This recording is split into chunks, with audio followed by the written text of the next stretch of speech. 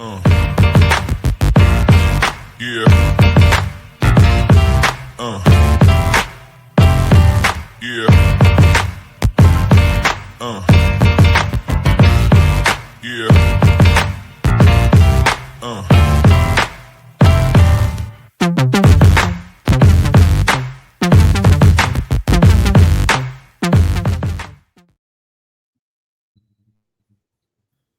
And if you listen closely enough, you can hear a bar full of Richmond Kickers fans go crazy as they have experienced something that we haven't experienced since 2022, a 4-goal win. We won't talk about what happened at the end of 2023 because that doesn't matter, and that season does not count towards any record books. But as always, welcome to Rivercity 93. I'm your host, as always, Elliot Barr, and is joining me is a panel of people that, as we like to say, stop the count. The game's over. Show's over. First weekend, you can take those polls and you just trash them. We are not your 10th place Richmond Kickers team. We are your top of the table Richmond Kickers. Matt, how are you doing, sir? Doing great. I'd like to, take a little roll call here real fast. We had a group chat going on Friday. Predictions for the game. What do people happen to think was going to happen there? Yeah, you're right. No. You're right. Details. Yeah, we played the same.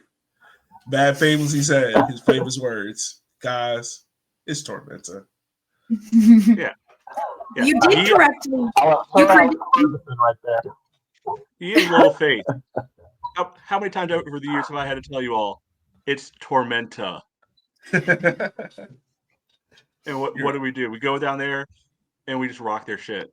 Because that's what we do every time. This team has never, ever, literally never lost in that stadium. No. Yeah, not. In front of you guys. 900 people who bothered to show up. This is true. Yeah, I'm great.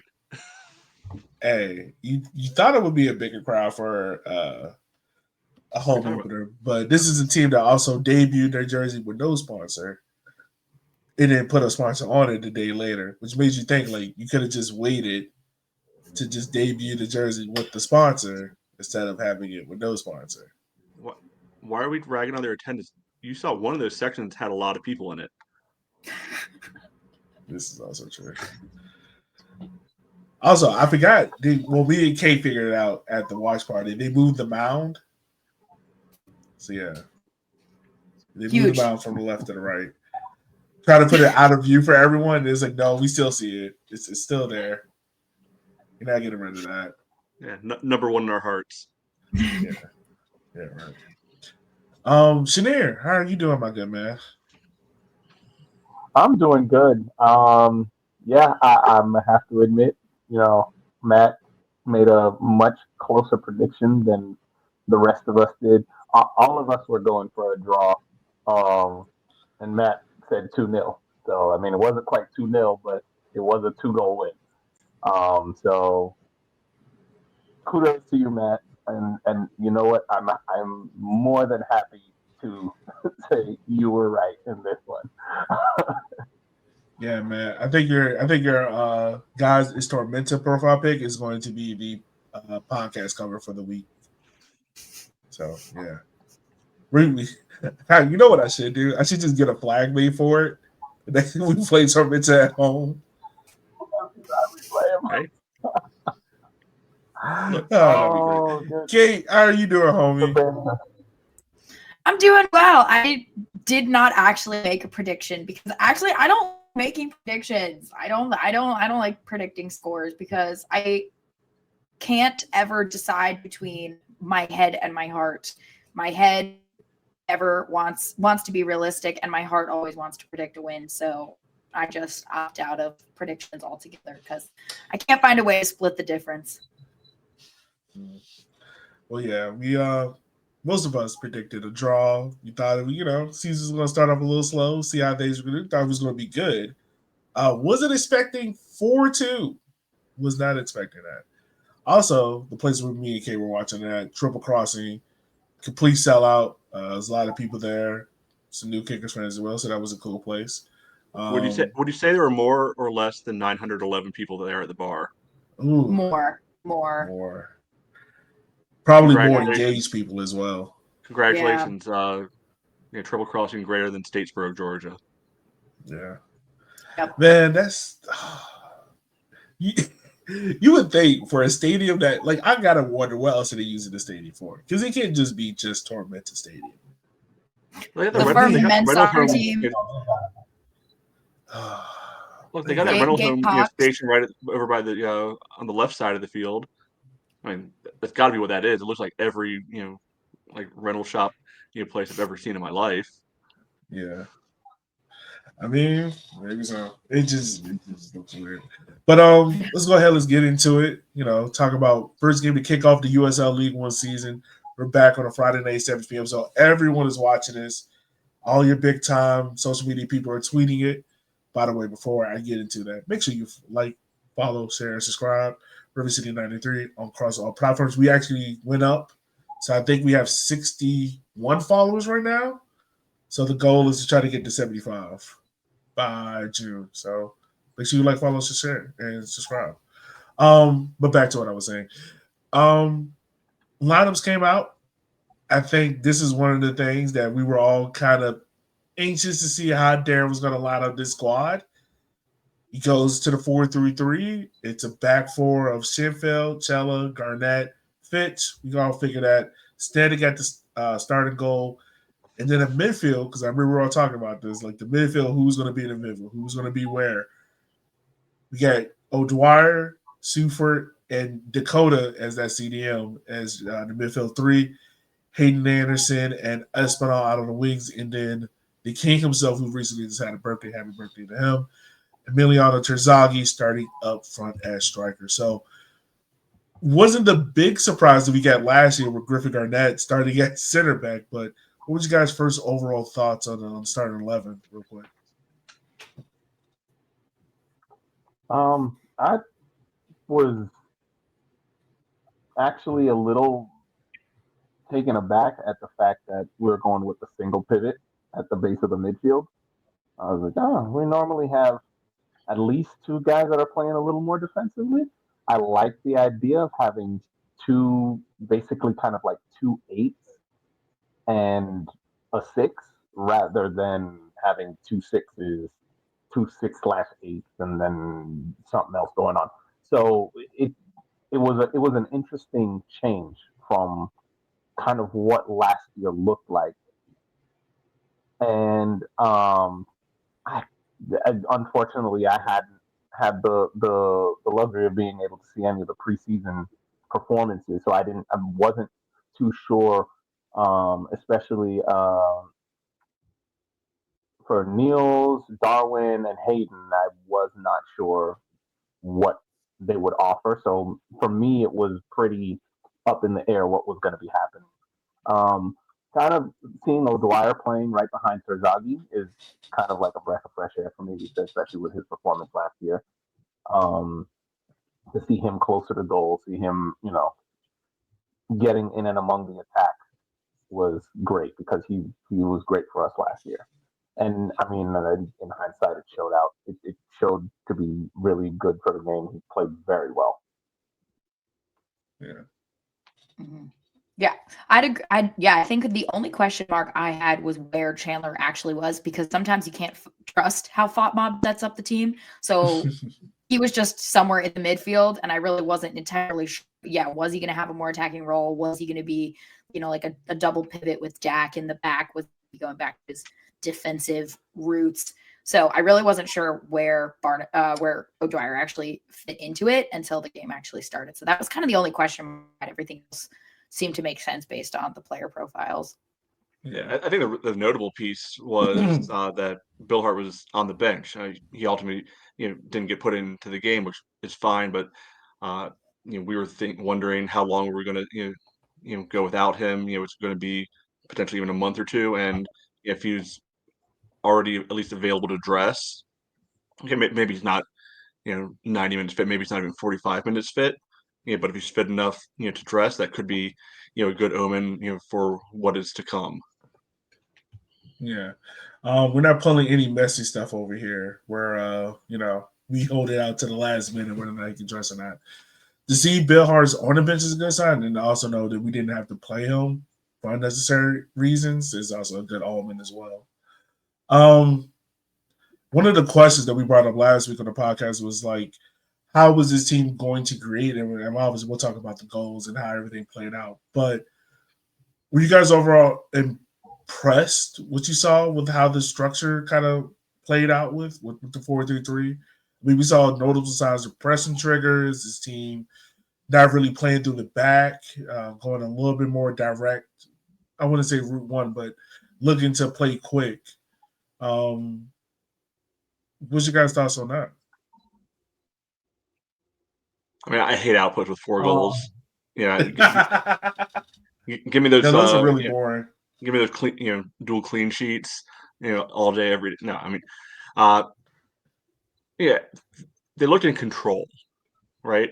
I think there's a misconception sometimes that if you're in a possession deficit that you're not controlling the game, and I don't think that's true all the time. You can be able to play effectively without the ball and be able to set up what your strategy is to be able to do that. Now there's risks that come with that because it's a lot easier to score a goal when you do have the ball than it is when you don't. But I think being able to absorb the pressure, like, okay, they want to pass the ball around the back, sure, let them. We'll put some pressure on them, sometimes token, sometimes intense, kind of mix a little bit of what those looks look like to the Tormenta defense. And when the time comes, they had a clear vision of what they wanted to do in the attack, being able to really try to find Darwin or Hayden out on the wings and quick incisive passes using Niels or sometimes Chandler, sometimes Emmy as most fulcrums for that to be able to happen. So and was it all perfect? No, of course not. First game of the season, but you could see that there's a strategy in place, and I think generally, especially on the offensive end, they were able to execute. Yeah. Kate, Shanae, anything you guys want to add to that, or I think we all agree? You love to see it. Yeah, love to see it. Love to see the way they just we had options in terms of threats on the attack, and as you could just watching throughout the game, I would say that Emmy was a bit quiet in this game, and I think it could have been because he was the focus of the defense of Tormenta's defense. And I mean, of course, you're looking at Terzaghi, 3-time Golden Boot winner. You're gonna watch him as carefully as possible, and that allowed for players like Anderson, O'Dwyer, and I mean, basically the 4 behind Terzaghi to use the space. And whenever that was the case last season, it was like if we were still trying to find Terzaghi. We're still trying to find Terzaghi. We're still trying to find Terzaghi. In this situation, it's basically going to make it an easier season for Emmy because now teams are going to be like, oh, we can't focus entirely on Emmy because Chandler's a threat. Niels is a threat. Anderson is a threat.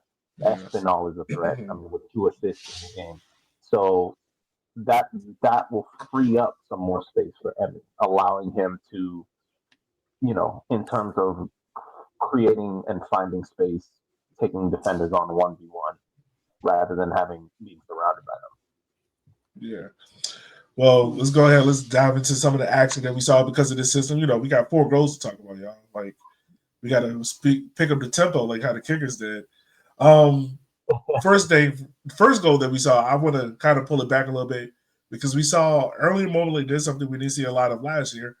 Our wingers cutting in and taking shots from outside the box.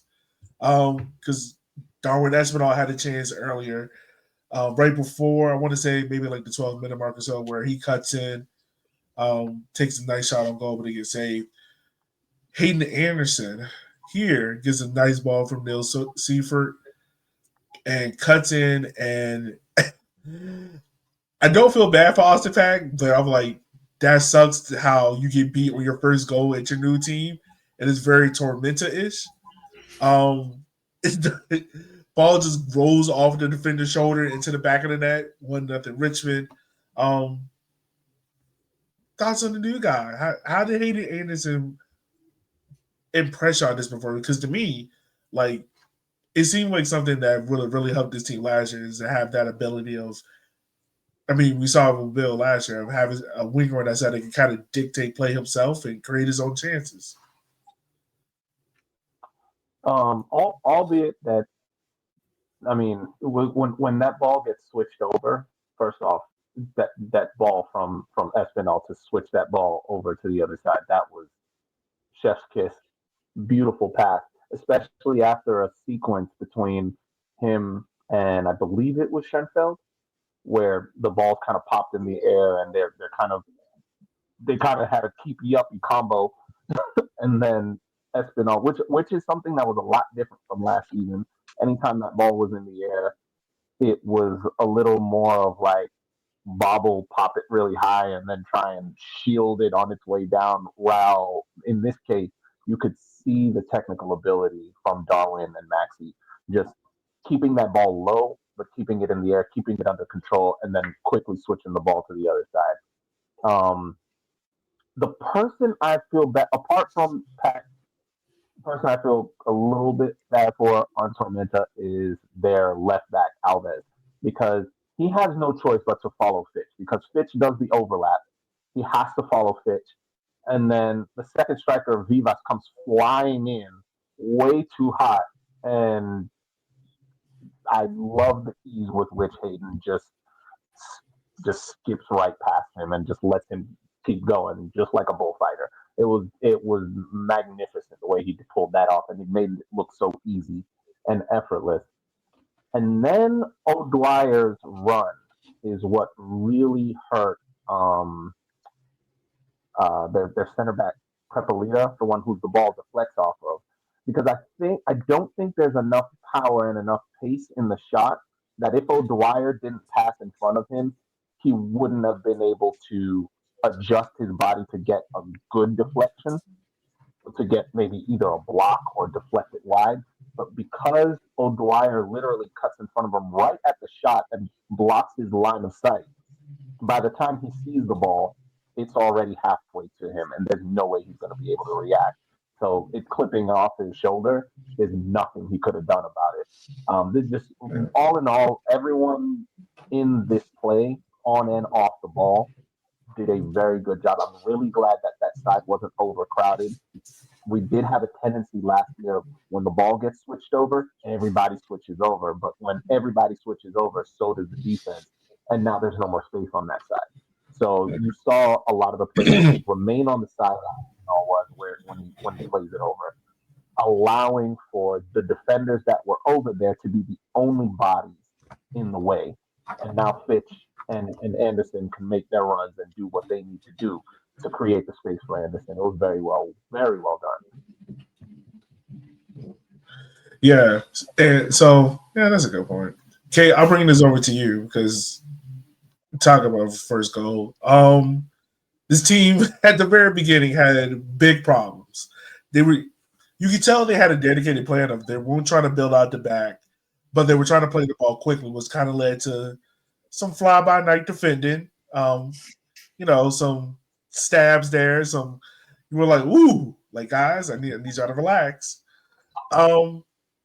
Clyde, take us through this 2-footed save or tackle he tried to do. I wasn't trying to say save. I was trying to say tackle. 2-footed tackle he tried to do to prevent a shot that led to a pin. I know it's like it is a bit silly one, but as we've seen from this opening weekend, it seems that there's a lot of silliness happening in the penalty box as our season kicks off. So I guess I will say this though: at least we earned our pin, unlike Greenville and Westchester game, where neither one of those were pins. At least we earned it. So that might have been the only truly merited penalty of. I mean, we saw a lot of center back combos in Mhm. preseason, and so we weren't entirely sure who starting center backs would be. We saw a couple different combinations: Guy, Sella, Griffin. So I do wonder if there's an element of he did only come in, midseason. The defense a lot better, so I think we were pegging him to be our starting center back. But there are obviously a lot of kinks to be worked out, and that was his profile coming to be a player who was gonna, make himself an imposing force in the box to add a little grit back into because I mean that back line was getting bullied for 2 straight seasons. So add a little oomph back into that back line. So it felt like it was sort of, that early season, sometimes you put that tackle in, you get the ball, you've made the center, the forward know you're there, and it's going to sort of make him look over his shoulder and put a fear back into his heart when he's next in the box. And I mean, that's pretty, like, not much first game of the season. He just gets it completely wrong. 2-foot studs up. I mean, I don't think, I think he was he carded there? Yeah, he got a yellow. Yeah, he got a yellow for it. I'm not gonna lie. At first, I thought it was gonna be a red.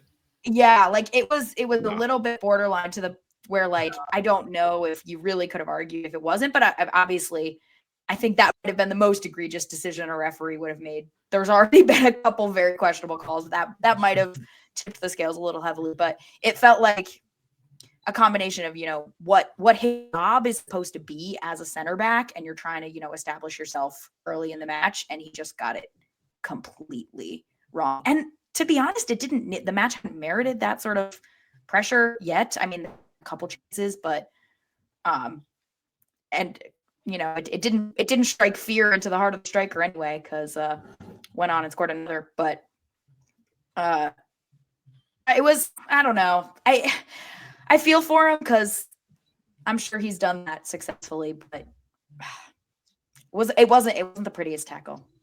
Yeah. At the end of the day, that was a striker's tackle. Let's be honest. And I think the biggest concern for me is that the striker is moving away from goal. I mean, his touch before Whitey comes in is going kind of almost back towards the top of the D. So it's not like he's coming towards goal. So this is the perfect opportunity to stand him up and not let him turn back around towards goal. Once a player begins to turn their back towards your goal, you just get close tight to him. Don't let him turn. But in this situation, to come in like that, I mean, and it goes back to what I was saying with Hayden's goal, with Vivas coming flying in and him just taking that step around him. That's basically what Chella did, and it's like, okay, well, Vivas has an excuse. He's a striker. You're a center back. Like, you should know better. You should know better than to go flying in like that inside your own box when a player is taking a touch away from goal. So I was very concerned with that. It felt like Darren told the team, like, go out there, be aggressive, win the 50-50 balls. And all Chella heard was aggressive, and he just turned it up to 10. That's what it felt like in that moment. I did at least appreciate he never looked really in danger of picking up a second yellow. So he did manage to the match very well. We didn't really have any of those nail-biting moments of sort of like, oh gosh, he's really playing with fire now. So he did sort of settle down after that. I mean, but yeah. Calm down a lot. Yeah, outside of that, performance was okay. Yeah. Now we get into the third goal. The place that the one that Kate, once again, I feel like at this point you can put Chandler on your taxes going to get that money in, because he is. Well, no, he's adding more to his game. I don't think I ever could have predicted that he would have been scoring with his feet outside the 6-yard box. I mean, we're adding tools to the arsenal. Overall, I mean, this is probably one of, out of the collection of the goals, this is probably the best one, just because of how it developed and the interplay of it. Darwin breaking down on the wing, and he has a nice cutback. Chandler slots it in to the back post. Matt, I'll shift this over to you. It's been a while since the team's had a dangerous left winger.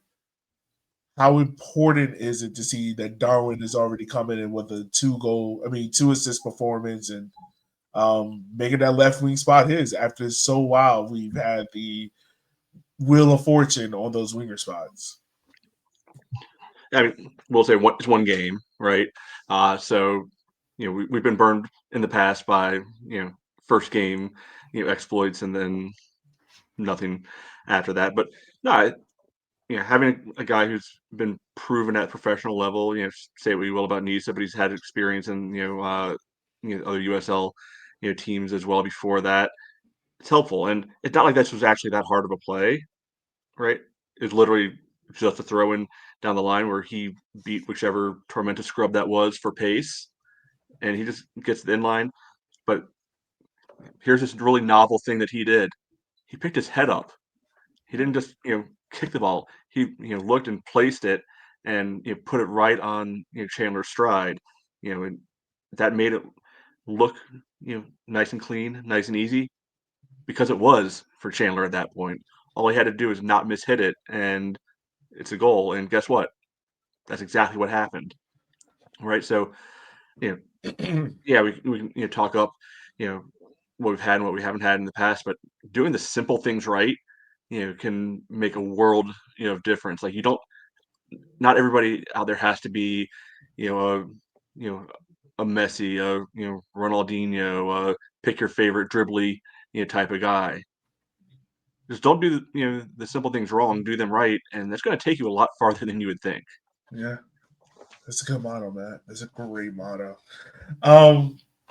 Well, moving on to the third goal of it. You had Dakota. It took me a while until I got home to realize how he scored it. I didn't realize he wrapped his foot around the defender to put it into the back of the net from the back post. Maxie Shinfield had it was a corner play. Maxie had the cross coming in. Dak scoring means good things. I see that he used that club to his advantage.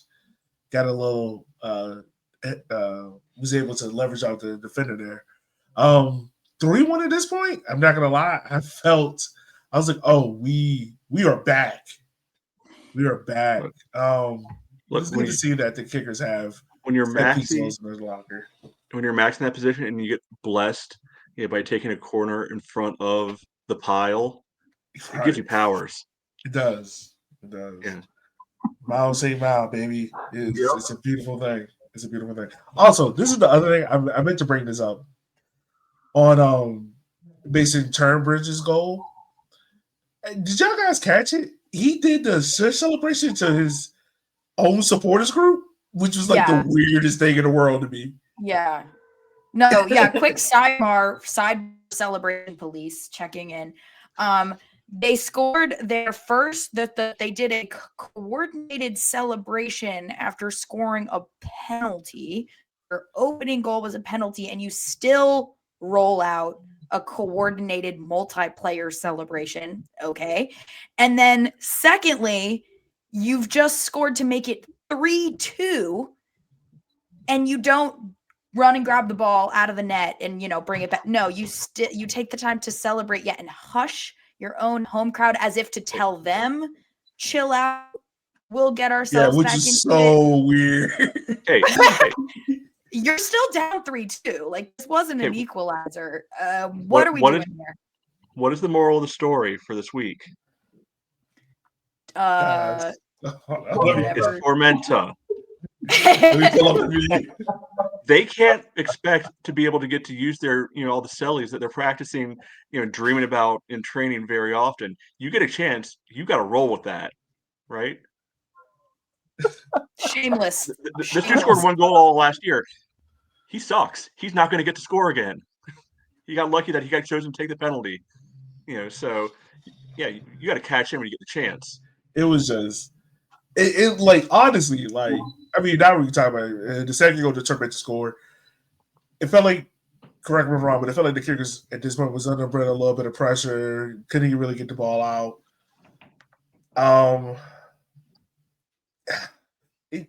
It just felt like he was just left alone. I think Niels was tracking him, left him, let him roam. He picks the ball up at the top of the box, puts it past Stanton. Me personally, I felt like Stanton could have done a little bit better on this one. What it looked like, it looked like he got down a little bit too late.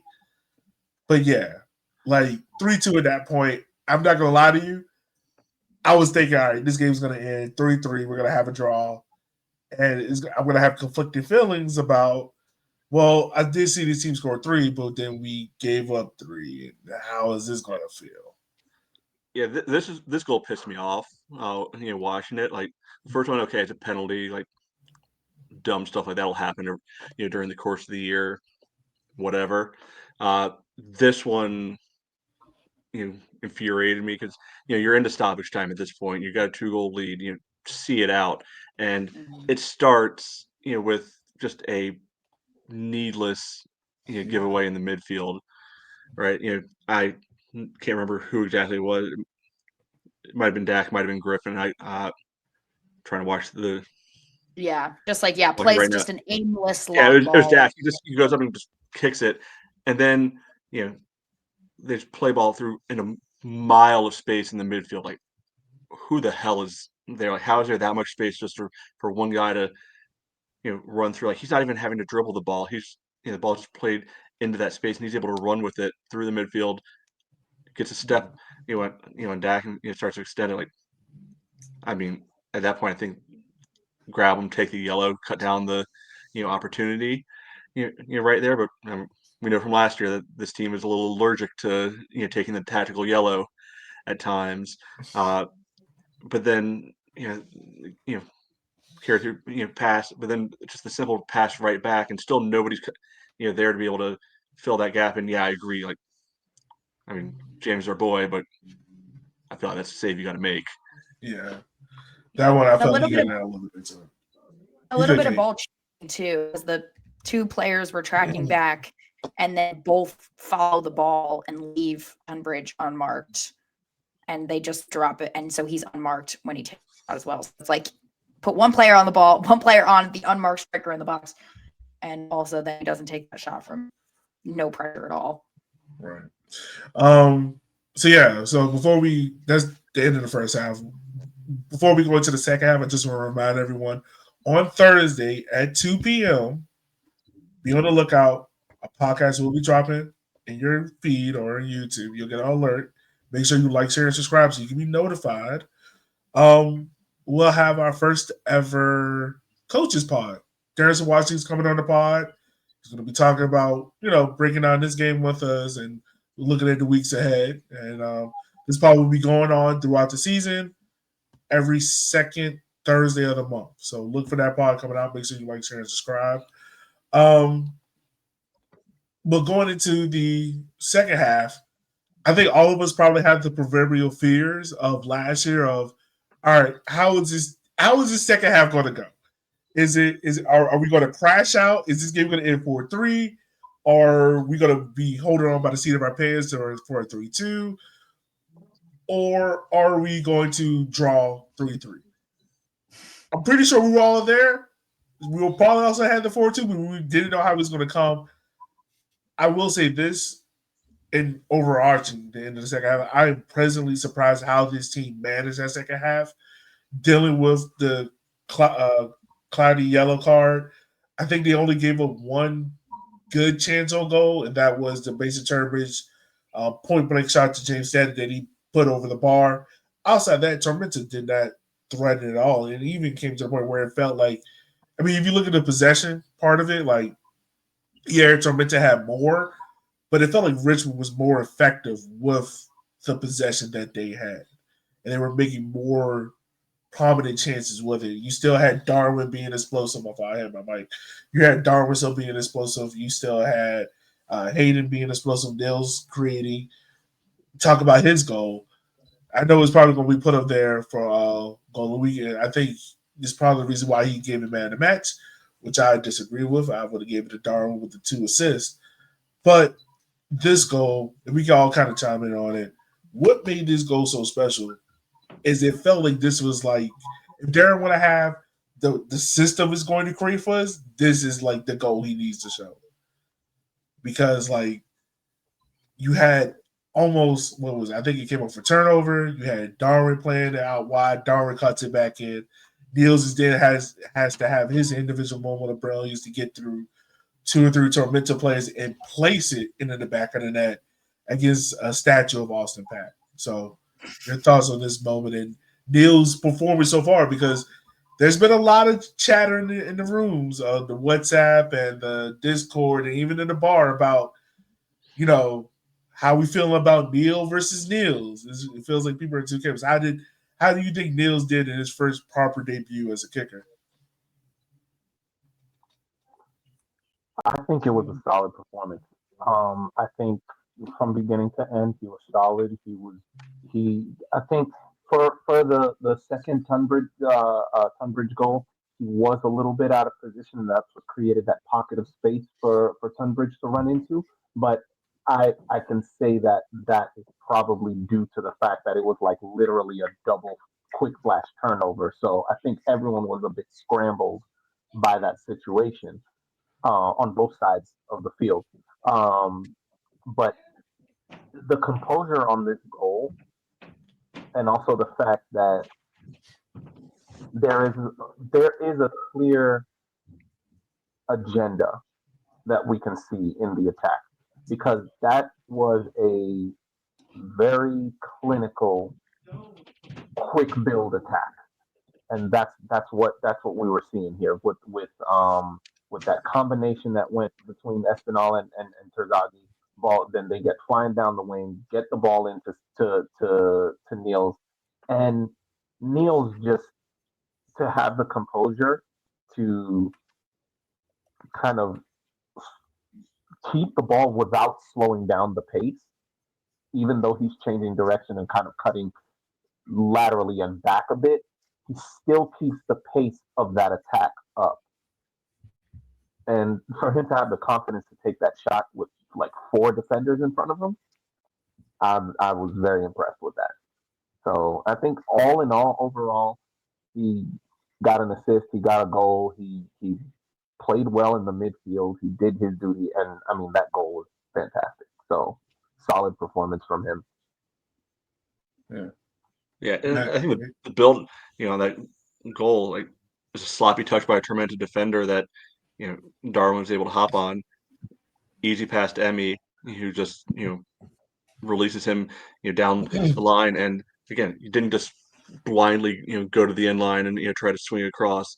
Picked his head up nice and early, found, Seufert, running through, where he was able to, collect the ball and attack, simultaneously, get himself in the box. And in the past, when one of our guys gets surrounded by, 2-3 guys, Panic City, or just turn around and reset the whole thing, stay composed, found, a half a step, space, and was able to, curl in a shot. That I don't know if Pac didn't see it, just didn't expect somebody in this league to take that shot at that point. I don't care what the situation was, went in, and that basically ended the game right then and there. But again, it was intelligent, but not necessarily complicated decisions, that got us to that point.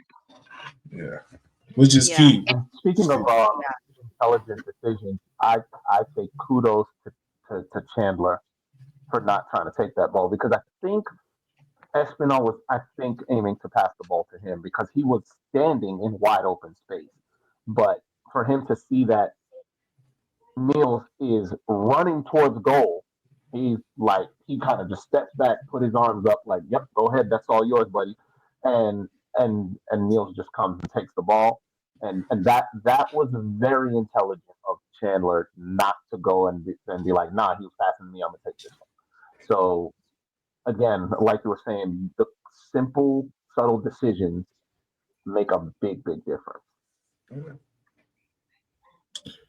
Yeah, no, it did make a big difference. And I mean, this game's ends on 4-2. One more point I want to bring up about this game, and Matt, I thought about you when Landon, Love you, Matt. When Landon made his kind of like breakaway on goal, there was a part of it I was like, just take it. Just go 1v1. Yep. 1v1. But he got caught. And I was like, those are those bright moments that you're like, all right, I can hang my hat on, but you want to see the end product of it. But yeah, I mean, in fairness, he ended up like 1-on-4 by the end of it. yeah. And he's still trying to make something of it, which was impressive. Overall, I want to ask you guys this question, present you with this, of like the difference we saw in this Richmond Kickers team versus what we saw last year. And I know it was only one game. Shania, like for instance, you haven't seen all the preseason, but like how surprised or happy were you guys to see this team pressing, like actively pressing to hunt the ball down? Because like Emmy, for instance, like there was a moment I don't want to forget it where there's a moment where the ball is played centrally, and Emmy steps. And last year we saw a lot of the time where like one player would step and like four others would drop off, and it would create this pocket of space in the middle. Where like this team, it was like Emmy step, then you had Chandler step, then you had it was kind of like a wave effect, and you didn't see that a lot last year. And I think this is something where it's going to take time for it to gel. But if this team can get it together, like this, it could be an effective pressing unit for this squad. And I think that's where this combination of midfielders helps out with that, because you got a guy like Chandler who, you'll see like he'll press high into kind of a traditional striker slot, right up there. And we know at heart he's a defensive midfielder, so this is kind of best of both worlds for him right there. We've got a guy on the right, like Anderson or even Kirkland when he comes in, who seems very willing to put in the work. We've got Niels, you got Dak, you've got a rotation of guys in there who this is going to sound bad, aren't opposed to actually trying, right? And I think sometimes the idea of a press can be misconceived. Like the press isn't designed for Emmy to steal the ball off of a central defender. Like the 1 in 1,000 shot that happens, great, but a lot of times you're doing that to also direct the ball where you want it to go, rather than where the other team wants it to go. So if you have Emmy pressing a certain style, and that their right back might be a little bit shaky, you can set up that press to be able to funnel make everything go through their right back, for instance, and say, all right, you beat us, you do it, great, but we don't think you can. And so it's not always necessary directly to turn it over, but it's more to control how the other team is using the ball when they have it. Yeah. Kate, Shanair, anything you guys want to add to it? I like that. You go ahead. Yeah, go ahead. No, you're fine, Kate. Go ahead. One of y'all go. Neither of us will go. All right. The thing I wanted to emphasize is definitely the numbers. We definitely have a much bigger midfield pool than we've had before.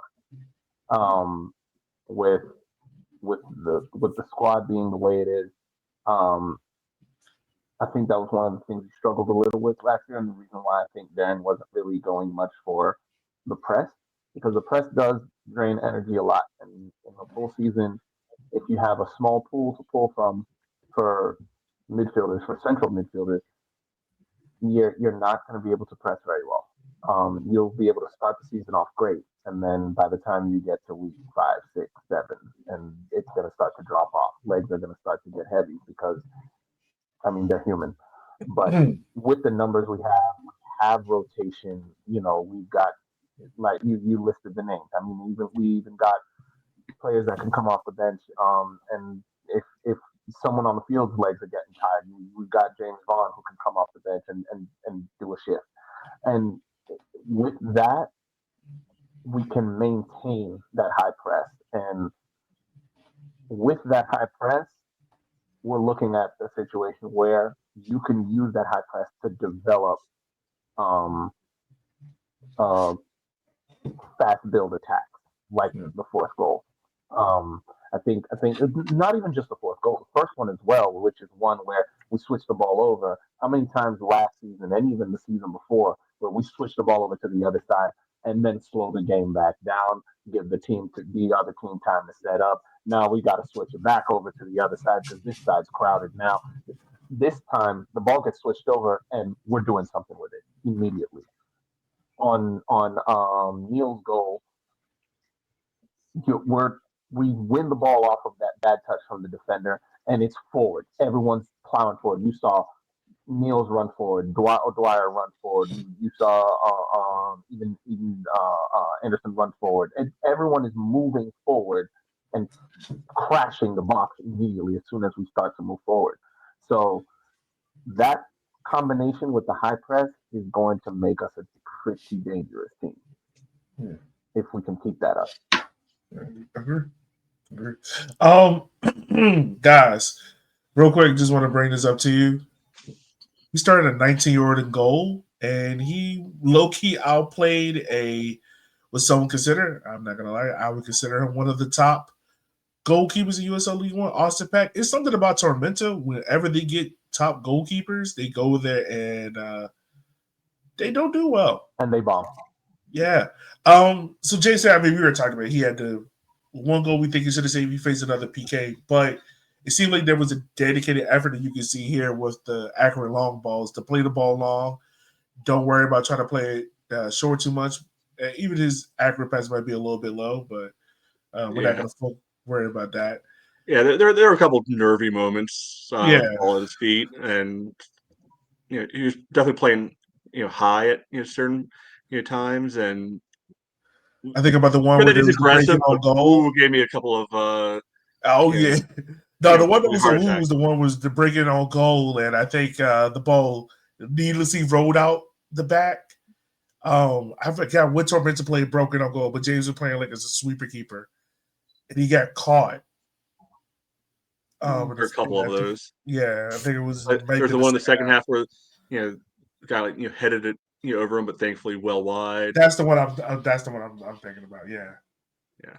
That's there's a couple other passes that didn't quite hit the target. Target being our guy. So that can be worked on, but he's more of a shot-stopping goalkeeper than a distributing goalkeeper. We're not getting some of the Kira pings that we used to get before, but I mean he's solid between the sticks. I mean, literally, we talk about how well the Kickers were in attack. I mean, we do need to take into account that within the first 2 minutes of the game, South Georgia had a really, really serious chance on goal. And early in the game, games barely started, players barely warmed up, and Sneddon comes out with a big save in the second minute of the game. So I think that moment probably, and if there were any nerves, any butterflies, gone right then and there with that save. It was a very close chance. I mean, that could have been a goal.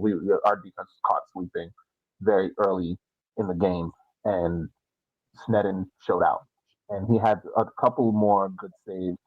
One of them looked better than it actually was because the ball was blasted like point blank range directly at him. But for him to get his hands up to pop that ball over the crossbar was very well done. You see there is a maturity beyond his age with his composure when he's making saves, and when he's coming to get the ball.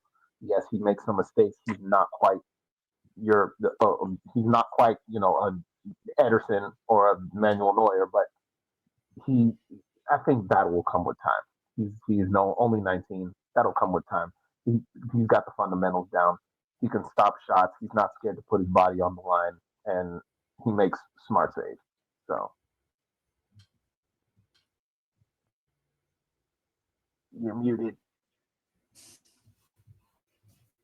My fault. My dog was barking. Kate, anything you want to add about our young buck in goal? I think this is the second time in 6 months that James Sneddon has won a game over Austin Pack. So particularly impressive. This Pack was in goal when we went to Charlotte, didn't win any, and started off that clean sheet that James kept. Pack did not, was the result that kicked off our result streak. So he's shown consistency in that regard as well. He's not plateaued. I guess maybe did concede twice today, but one of them was a penalty, so we won't hold that against him. Yeah. And also, I'm not gonna lie, there was a point early in the game where I thought James had on like the turf burn tape. Like I didn't realize he had on just white sleeve. I thought it was just like the turf burn tape, and I was like, if this man is out here just rocking turf burn tape at 19 as a goalkeeper, he's the hardest goalkeeper. I thought it was a thing. I mean, talking about the PK, he dove the right way and almost got to it, which is he did. In the world of goalkeepers, that's commendable. So I do want to actually ask this. I mean, we can talk about it real quick. Who did you guys have as your man of the match? Me, I thought it was Darwin. Kate, who do you think it was? Yeah, I'd agree on Darwin. I mean, I guess from a PR perspective, why Sufert might have gotten the nod, but I don't think he's getting goal of the week. He might get a nom. I don't think he's getting goal of the week, and I don't think the player of the match award is gonna tip the scales in his favor either. I think Darwin had a shift, and he showed his versatility. You know, he moved inside for considerable stretches as well. He didn't, just hug the sideline. So, so even though he didn't get a sheet himself, I think finding a winger who creates chances has been just as important as someone who puts them away. So, I thought that was exciting, and he didn't get top billing in terms of what actually happened on the score sheet, but in terms of his output, it's more consistent. Matt, who do you have as your man of the match, my good man? I want to go for a little bit of cop-out answer just because of we've kind of gone through a lot of the other options, and we have not said this guy's name once other than when you're reading out the lineup. But shout out to Simon Fish, because can you think of one single time that Tormenta even dared to attack him all night? No. Oh, that is so true. No, he shut down that entire side the entire night. He's like the reverse Emmy, where they just abandoned playing him altogether. Yeah. You got to find a better picture to update that graphic, but no. The thing that makes this picture perfect is just like the coldness in the eyes. Folks, if you're listening to the podcast, you're wondering what photo we're talking about. This is why you need to be on the YouTube and like, share, and subscribe at Rivercity 93, so you can see Matt cold eyes, as it says. Yeah, just distant of disappointment. Like, guys, it's Tormenta. And so just a clarifying point, because I saw someone kind of comment on this. The "It's Tormenta" mantra is not to denigrate what the Kickers accomplished on Friday. It is 100% to denigrate Tormenta as an organization. Right? It is purely designed to be a hateful statement that shows a complete lack of respect for all things that they do. The Kickers were great, but I knew that was going to happen because it's Tormenta. Yeah, guys. Yeah, you're right. I feel like that is the forever meme now that we will use anytime. So, like you said, we have never lost to Tormenta. I would ask you guys this: when is do you guys know? Well, yeah. Do you guys know the last time Tormenta beating us at home? I mean, down in the other stadium they used to play? Yeah, it's the very first game we played them. They called a penalty on Yvonne in like the 85th minute or something that was questionable. Lost 1-0. Yep, that was the last time. That was the last. We currently now have a 4-game winning streak going against Tormenta. Say it again. 4 officiating. So Kickers start off the season with a 4-2 win. Can I throw one other point in here? So the other thing I think to be able to highlight is that by the end of the game, on the field, were James Sneddon, Yeah, this is a good Simon one. Fitch, Griffin Garnett, Beckett Howell, Landon Johnson. Who am I forgetting? Oh, Josh Kirkland. Yeah. That's 6 guys from Richmond on the field, together. Yeah, and actually, like from Richmond. And this is the thing, still having an impact. Like they weren't just sitting back, just lollygagging. Like no, they were still like we just talked about it. Like Landon's creating the chance on his own. Like guys were still creating impact. So 6 guys, like you said, hey, something in the water here in Richmond. Something that Derek can hang his hat on. Obviously a good building something the right way. Before we do our preview of Charlotte for next weekend, which, by the way, if you're going down to Charlotte, make sure you join the Discord. The link is in the description down below. They're planning a road trip down there for that game, so make sure you're in that so you can know when and where to meet up with the Red Army. Okay, correct me if I'm wrong, but is there a ticket package or anything, or it's kind of like you just gotta go up and buy it? Matt's the one. That's the one who's coordinating that. Yeah, let me know in the next couple, if you by like Tuesday or Wednesday, and can't promise anything, but we're working on something. Okay, cool. I just want to make sure. But yeah, make sure you join the Discord there. Link is in the description down below. But talking about these newcomers that we have, there's also been a lot of conversation about the year of the culture, rebuilding this team's ethos. We saw debut starts from Hayden Anderson, here's a kicker, Deals, Darwin. Thoughts on them and how newcomers are looking so far. Granted, it's game 1, so a little bit of salt on there, but how impressed are we with them and how they contributed to the team? I mean, it's hard to say anything bad about those 3 so far. Yeah. Right? So far, so good. I also listened to the last 55 minutes. Yeah, there you go. All right, so preview of Charlotte. We got Charlotte coming up. Game is Saturday, I believe, at 7 p.m. Yes, it is 7 p.m. because Charlotte FC is playing at 7:30. We know Elliot knows that fact. Yeah, I do. Which I still thought weird. All right, it's just weird because they've never done a Charlotte Independence and a Charlotte FC game at the same time, and I don't know. Like, you guys are probably going to be the biggest group of people there. Like, I'm going to be shocked. Yeah. I'm going to be shocked if there's a lot of Charlotte FC people there. So this team just finished up preseason, I think, maybe like a week ago. So yeah, what do we? How does Darren get out of this game with, instead of 3 points, 6 points, 2 wins on the road to start the season off with? What are some of the things Darren would need to do to secure that? And do you think we see Bill Hart into the starting lineup, or do you think he makes a sub appearance before he makes his debut? I would say I'm actually hoping that he does come off the bench. Yeah, I actually would hope that, because you kind of want to. Don't rush the comeback, because that's when you end up relapsing. That's when you take 1 step forward, you end up taking 2 steps back. Don't rush the comeback.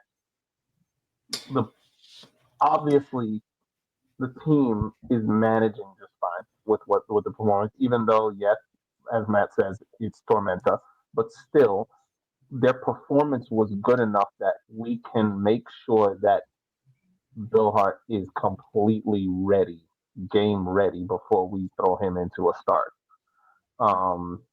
I would be fine with seeing him come off the bench. I actually would think it would be best for him to come off the bench. Don't bring him over there and not play him at all. I think that would probably start to affect the mental. So I'd say bring him off the bench, have him get out there, get moving around, and then probably the following just pulling week, up Charlotte's. I also would so far both of the away matches have been on turf, and turf is sometimes a little less predictable than beautiful, gorgeous, impeccable grass at City Stadium. So if they wanted to save him for his first appearance when they're on a surface that they can trust, I also wouldn't be mad about that because especially with knees, it's a meniscus injury. Just, the grass is a lot more forgiving of a surface. So wouldn't be mad if they gave him a run out at City as opposed to these two fields that who knows what condition they're actually in. Yeah, it'd be interesting to see. Matt, let me ask you this because you might be a little bit for. But does any of these Charlotte players stand out to you or anything like that? Because this is what they have thus far. Yeah, I mean they got some guys that we've seen there, in the past. Like Sis has been there for a couple years, in the midfield. Spielman, Dimmick, been around a little bit. Alvarez was there last year. He looked pretty decent for them then. Baquero was really good for Wake in college, and he went out and played for Phoenix for a couple years. Then I don't know where he disappeared to, after that. So he's one of those guys. He could be good, or is he coming down a level in his late 20s because he's washed? We've seen both versions of that in this league in the past, and it's hard to say yet because I don't recall his game when he was younger being about speed, so it might not be a matter of ran out of wheels, but he's at least a noticeable name. But yeah, they got some guys that we've seen.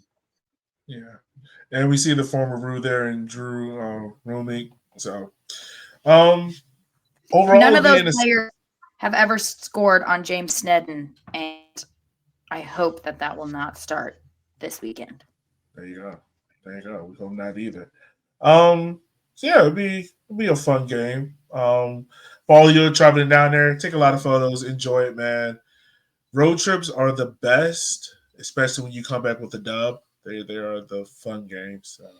So I hope everyone have a good time down there. But any last things before we wrap up, guys? Matt, any last words from you, my good man? No, I mean, good start to the season. I think there's reason to be optimistic, that they can pop another 3, on there this coming week. But hey, it's better to start, on a winning foot, and Kickers top of the table. Undisputed best team in League One right now.